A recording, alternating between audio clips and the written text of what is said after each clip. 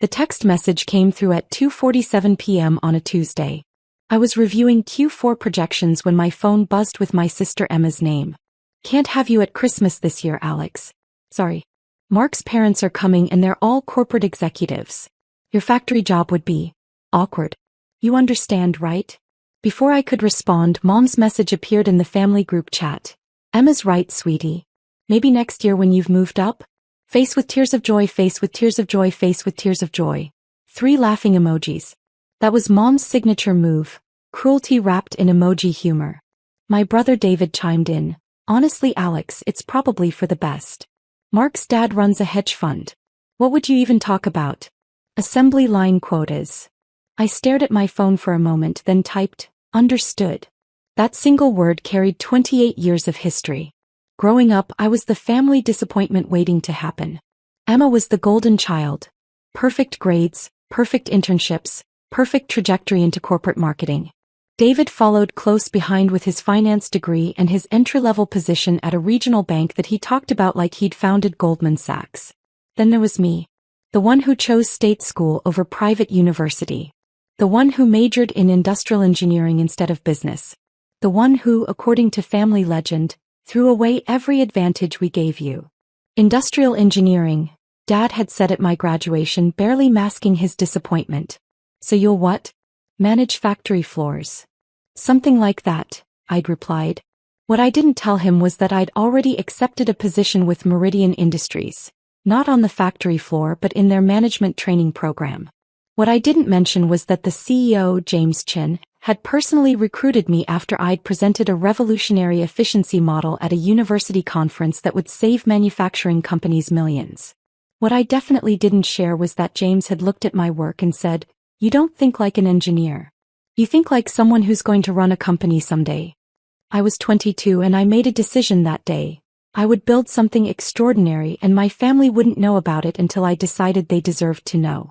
The first 5 years were intentional obscurity. I worked 100-hour weeks redesigning Meridian's entire production infrastructure. I traveled to factories across 3 continents. I learned everything: supply chain logistics, labor relations, materials science, automation integration, financial modeling. When family asked about work, I kept it vague. Oh, factory stuff. Process improvements. Pretty boring. Emma would wrinkle her nose. God, I couldn't do it. All those machines and noise and working class people. Don't you feel like you're wasting your degree? Sometimes, I'd lie while mentally calculating the $47 million in cost savings my latest efficiency model had just generated.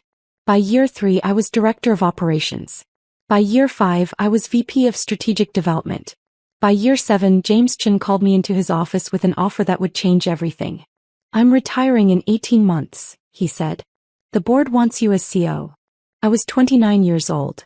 "There's a condition," James continued. "We're going public.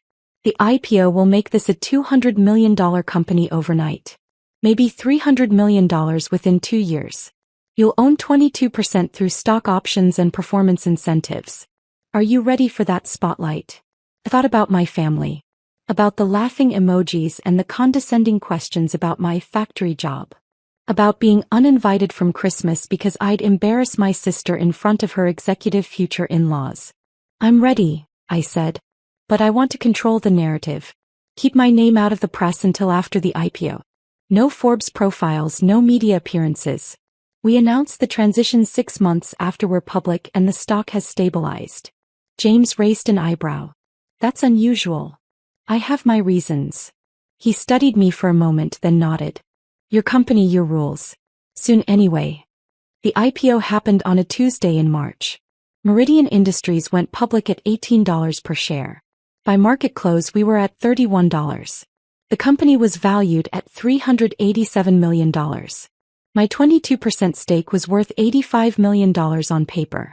I celebrated by eating takeout Chinese food in my home office, reviewing acquisition targets. The family group chat was active that night. Emma was planning her June wedding to Mark Stevenson, whose father Richard owned Stevenson Capital Management. The wedding budget had apparently hit $150,000. "Mark's being so generous," Emma gushed. "His parents are contributing $75,000. Can you imagine?" Mom responded, That's what happens when you marry into quality, sweetie. Not like some people who'll probably end up with a factory worker husband face with tears of joy. I didn't respond. I was too busy approving the purchase of a controlling interest in 3 suppliers that would vertically integrate our supply chain and add another $50 million to our valuation. Over the next 6 months, I transformed Meridian into an industry giant. We acquired 2 competitors, opened manufacturing facilities in 4 new countries, and pioneered automation technology that MIT would later call revolutionary. Our stock climbed to $52 per share. The company was now worth $680 million. My personal net worth crossed $149 million. Forbes called requesting an interview with our mysterious CEO. I declined. Wall Street Journal wanted a profile. I sent our PR director instead. I attended board meetings, supplier negotiations, and strategic sessions, but I stayed out of the public eye. At family dinners, the ones I was invited to, I remained Alex, who works at that factory. Still doing the factory thing? Uncle Robert asked at Thanksgiving. Still there, I confirmed, cutting my turkey. Well, at least it's steady work, he said, the way you'd compliment someone for showing up consistently to a mediocre job. In this economy, steady is good. Emma jumped in. Alex is actually really good at what she does. I mean, it's not glamorous, but someone has to manage those types of workers, right? She said it like she was defending me, completely unaware how condescending she sounded. Mark, her fiancé, sat beside her looking uncomfortable. He was a junior analyst at his father's firm, coasting on the family name. We'd been introduced 3 times and he'd never remembered meeting me before. What kind of factory? He asked politely. Manufacturing, I said vaguely. Industrial production. Very boring stuff. Oh. He lost interest immediately, turning back to discuss market trends with David, who was desperately trying to sound knowledgeable about hedge fund strategies he'd clearly just Googled. I smiled and said nothing. The text message uninviting me from Christmas came 6 weeks before the holiday. I was in the middle of finalizing our biggest acquisition yet. A $200 million purchase of Techform Industries that would make us the dominant player in automated manufacturing systems.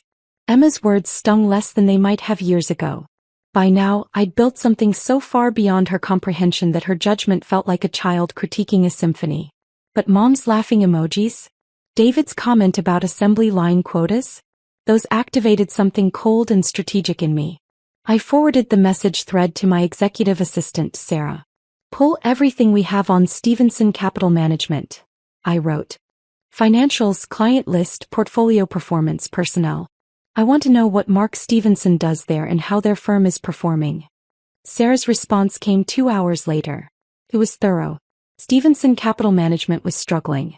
They'd made several bad bets on tech stocks and lost $40 million in the last 18 months. They were actively seeking capital infusions to stay afloat. Mark's role was junior analyst, basically a title his father gave him to justify his salary. He'd made exactly 0 successful investment recommendations in 2 years. And the kicker? They'd been trying to schedule a meeting with Meridian Industries for 4 months, hoping to pitch themselves as our investment management partner for our corporate treasury. Our CFO had been politely declining, saying our CEO would need to approve any such relationship. I smiled at my computer screen. Sarah, I wrote back, schedule that meeting with Stevenson Capital. Tell them our CEO will attend personally. December 20th, 2 p.m. Do not mention my name, just confirm the CEO will be there. Understood, she replied. Then after a pause, this is going to be fun, isn't it? Extremely, I typed.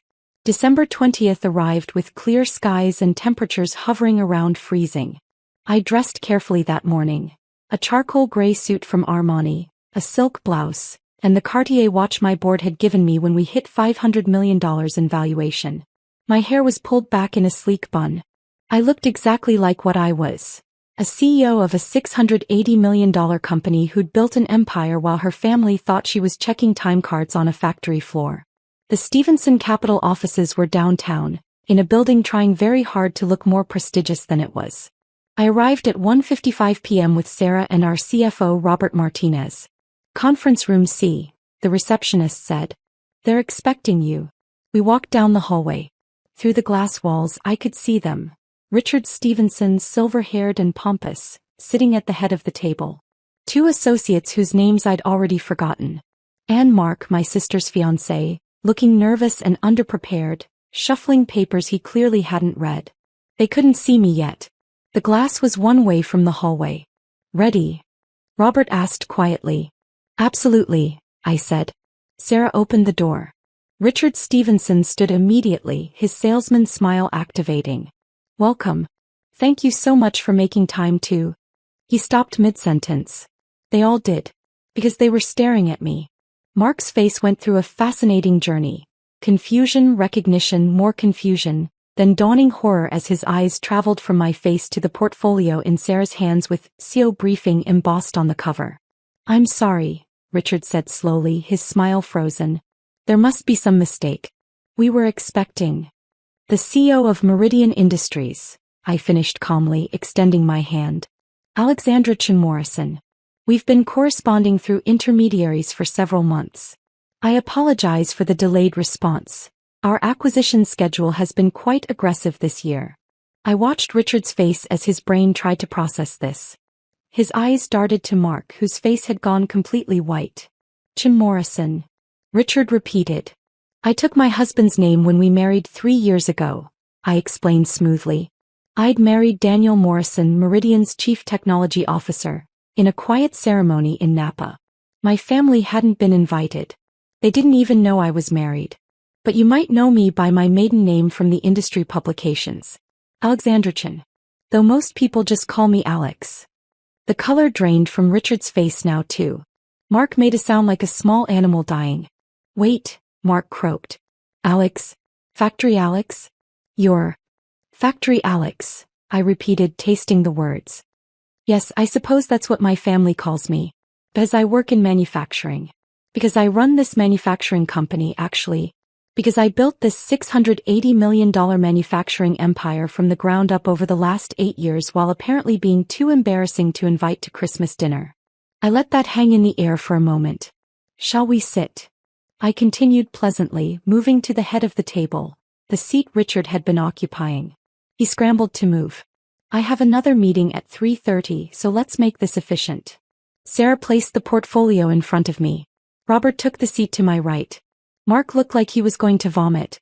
"Now then," I said, opening the portfolio to reveal Stevenson Capital's complete financial breakdown. Information they definitely hadn't provided but which I'd acquired through perfectly legal channels. "You've been attempting to position yourselves as potential investment managers for Meridian's corporate treasury. Currently valued at approximately $340 million in liquid assets. Is that correct?" Richard found his voice. "Yes, we believe we could provide exceptional..." "Your firm has lost $43 million in the last 20 months, I interrupted, reading from the report. "Your flagship fund is down 34% when the S&P is up 22%. You've had client redemptions totaling $67 million this year alone. You're currently seeking capital infusions to maintain operational liquidity." I looked up.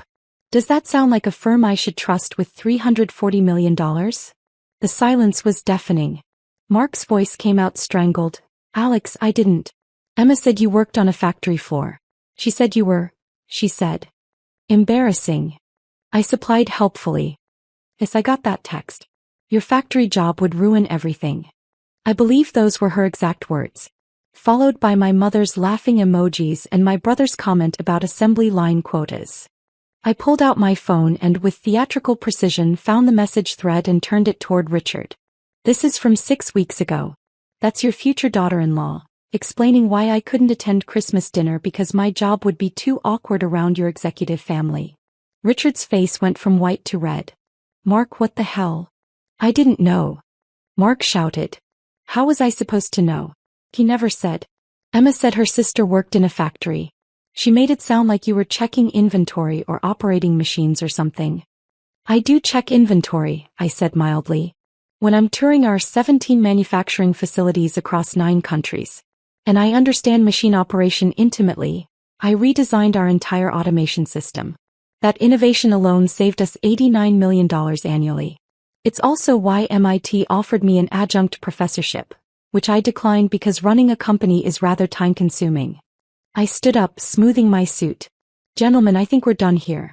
Robert, please note in our files that Stevenson Capital Management is not an appropriate fit for our investment needs. Wait. Richard stood desperately. Miss Chin, Ms. Morrison, please, there's been a terrible misunderstanding. What my future daughter-in-law said, that was clearly not a misunderstanding, I corrected. It was exactly what she believed. What my entire family believes. That I'm somehow lesser because I chose manufacturing over marketing. That I'm an embarrassment because I built something real instead of pushing PowerPoints around a conference room. I turned to Mark, who looked like he wanted to disappear into the floor. You should probably call Emma. Tell her that her embarrassing factory worker sister just denied your father's firm a potential $340 million account. Tell her that the working class people I manage include 1,200 employees across 3 continents, 47 of whom have PhDs. Tell her that the boring factory stuff I do resulted in a company valuation that makes your father's entire firm look like a lemonade stand. Please, Mark whispered. The wedding is in 6 months. Emma will kill you, I suggested. Yes, probably. But that's not really my concern, is it? After all, I won't be at the wedding. I'm too embarrassing. I walked toward the door, then paused. Oh, and Mark, one more thing. That factory you all love to mock? The one where I supposedly waste my degree? We're announcing a major acquisition next week. Techform Industries' $200 million purchase price. It will push our valuation over $900 million. The Wall Street Journal is running a profile piece on me. They've been requesting it for 18 months and I finally agreed. Forbes is doing a feature on 30 under 30 CEOs who changed their industries. I'll be on the cover. I smiled. So in about 10 days, everyone in your father's professional circle, everyone Emma has been bragging to about marrying into an executive family, will know exactly who I am. They'll know that the Stevensons tried to land Meridian as a client. And they'll know that the CEO personally declined because your firm's performance was too risky. I let that sink in. How do you think that plays at country club brunches, Mark? His face answered for him. Merry Christmas, I said and walked out. I made it to my car before my phone started exploding. The first call was from Emma. I didn't answer. The second was from Mom. Declined. The third was from David, which was interesting. He usually stayed out of family drama. I let them all go to voicemail and drove back to the office. Sarah met me at the elevator with a grin. Mark Stevenson called 4 times. Your mother called twice. Your sister has called 7 times and sent 14 text messages. Your brother left a voicemail that was mostly just him saying, "What the hell?" repeatedly. Perfect, I said. Block their numbers from my office line. Personal phone too, actually. Already done, Sarah confirmed. Also, your husband called. He saw the Stevenson meeting on your calendar and wanted to know if he should prepare bail money. I laughed. Daniel understood exactly what today had been about. Tell him I'll be home for dinner. We're celebrating. By evening, the voicemails had reached epic proportions. Emma's first message. Alex, Mark just told me the craziest story. Call me back immediately. This is insane. You're a CEO? Since when? Why didn't you tell us? Emma's 5th message. Okay, I'm reading about your company online and Alex, I don't understand. Why would you hide this? Why would you let us think you were just... Call me back. Please. Emma's 10th message. Mark's dad is furious. He says you humiliated them. He says you deliberately deceived us. Alex, the wedding is in 6 months. Mark's family is talking about calling it off. How could you do this to me? There was. Not, I'm sorry I uninvited you from Christmas. Not, I'm sorry I was ashamed of you. Just, how could you do this to me? Mom's messages followed a similar pattern. Shock, confusion, then anger that I'd made them look foolish by hiding my success.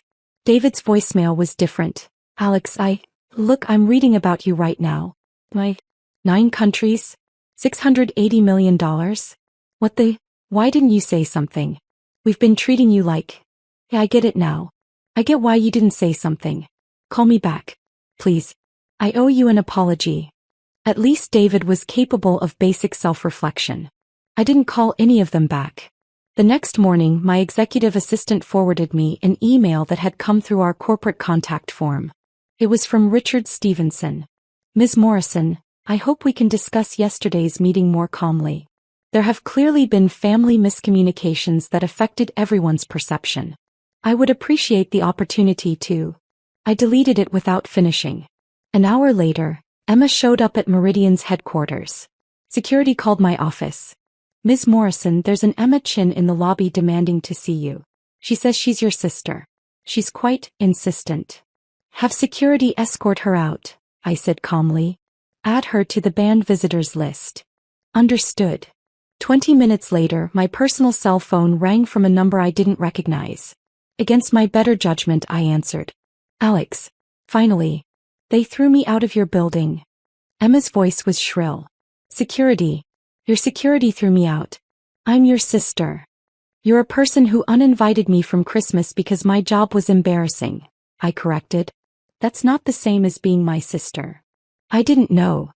You didn't know because you never asked. You assumed. You looked at my life, decided it was beneath you and treated me accordingly.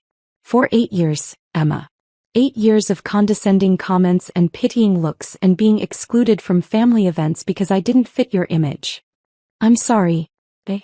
I'm sorry. I was wrong. But Alex, you have to understand. Mark's family is furious. They're talking about calling off the wedding. His father says you made them look incompetent in front of their whole firm. You have to fix this. The audacity was breathtaking. I have to fix this? I repeated slowly. Emma, let me be crystal clear. I built a $680 million company while you and Mom and David mocked me at every family dinner. I revolutionized an entire industry while you sent laughing emojis about my factory job. I earned a spot on the Forbes 30 Under 30 list while you were too embarrassed to have me at Christmas. And now you want me to fix your relationship with your future in-laws because they're upset that I exposed their firm's poor performance. It wasn't like that. It was exactly like that. You know what the worst part is, Emma? I would have told you. If you'd ever, even once, asked about my work with genuine interest instead of condescension, I would have shared everything. But you didn't want to know. You wanted to feel superior. That's not fair. Neither was being uninvited from Christmas. Neither were 8 years of being treated like the family embarrassment. So here's what's going to happen. Nothing. I'm going to do nothing. Mark can explain to his family why their firm isn't qualified to manage our investments. You can explain to your friends why your CEO's sister won't be at your wedding. And I'm going to continue running my company and living my life with people who actually value me. Alex, please. I hung up. The Forbes article came out on December 28th. The headline read, "The CEO who built a $680 million empire in secret. Alexandra Morrison's unconventional path to manufacturing dominance." The photo showed me in the main facility surrounded by advanced automation systems, looking every inch the executive I was. The article detailed my rise from management trainee to CEO, the revolutionary efficiency models I'd pioneered, and the aggressive acquisition strategy that had transformed Meridian from a mid-size manufacturer into an industry titan. There was a particularly good quote. Morrison is part of a new generation of CEOs who understand that manufacturing isn't a dying industry. It's the foundation of everything. While others chase software and finance, she's building the infrastructure that makes modern life possible. And she's doing it better than anyone else. The Wall Street Journal piece ran the next day with the headline, "The manufacturing mogul you've never heard of until now." By New Year's Eve, I'd received interview requests from Harvard Business Review, Fortune, Bloomberg, and CNBC. I accepted them all. Emma's wedding happened in June. I wasn't there, obviously. I heard through cousins, who'd started reaching out to me with suddenly friendly messages after the Forbes article, that it was nice but tense. Apparently, Mark's family attended, but the Stevensons' social standing had taken a hit when word got out that they'd lost a potential $340 million client because the managing partner's son had insulted the CEO's family. Emma and Mark moved to a smaller apartment than they'd planned. The wedding gift money from Mark's parents was apparently less than expected. Mark's father had suggested he take some time to learn the business, which was corporate speak for, "You screwed up monumentally." Mom tried to arrange a family dinner in July to clear the air. I declined. David was the only one who actually earned his way back into my life. He showed up at my office 6 months after the Stevenson meeting, properly scheduled through my assistant, and spent an hour genuinely apologizing. Not excusing, not explaining, apologizing. I was a condescending jerk, he said simply. I was so busy trying to feel important because of my entry-level bank job that I completely missed the fact that you were actually important. Actually building something. I'm ashamed of how I treated you. It wasn't perfect, but it was real. I appreciate that, I said carefully. I don't expect forgiveness, he continued. I just wanted you to know I see it now. What you built. What we missed. And I'm sorry. We have coffee sometimes now. Slowly rebuilding something that might eventually resemble a sibling relationship. 2 years later, Meridian Industries crossed $1.2 billion in valuation. My personal net worth hit $264 million. We'd expanded into 14 countries and employed over 3,000 people. MIT invited me to deliver the commencement address. The White House asked me to join an advisory committee on American manufacturing. I bought a house in Napa Valley with a view of the mountains. Daniel and I hosted dinner parties for friends from the industry, people who'd earned their seats at my table through respect and capability, not blood relation. Last Christmas, I spent the holiday in Aspen with Daniel, our CFO Robert and his family, and Sarah and her wife. We skied, drank excellent wine, and talked about the $400 million acquisition we were planning for the new year. My phone buzzed on Christmas morning. A message from Emma. Merry Christmas. I know I don't deserve a response. But I want you to know I think about that text every day. I was wrong. About everything. I hope you're having a wonderful holiday. I stared at the message for a long moment, then replied, Merry Christmas, Emma. It wasn't reconciliation. But it was acknowledgement that maybe someday there might be a path forward. Or maybe not. Either way, I'd be fine. Because I'd learned something during those 8 years of building an empire in secret. Family is about who shows up for you, who values you, who sees your worth even when you're still climbing. It's not about who shares your DNA. It's about who shares your table when you get to the top. And my table, metaphorical and literal, was full of people who'd earned their seats. Emma hadn't earned hers yet. Maybe she never would. But that was her loss, not mine. I put down my phone, looked out at the snow-covered mountains and smiled. Somewhere in another state, Mark was probably explaining to his parents why another investment opportunity had fallen through. Somewhere, Emma was probably wishing she could introduce her CEO sister to her friends. Somewhere, Mom was probably telling people about her successful daughter, while conveniently forgetting the laughing emojis. But here in this moment, in this house I'd bought with money I'd earned building something extraordinary, I was exactly where I belonged. With people who'd never once thought my job was embarrassing. With people who understood that the best revenge isn't cruelty. It's success so complete that their opinion of you becomes irrelevant. And I'd achieved that years ago, on that December day when Mark walked into my office and saw the CEO nameplate on my desk. His screaming had been satisfying. But this life I'd built, this empire I'd created, this table full of people who actually valued me, this was victory.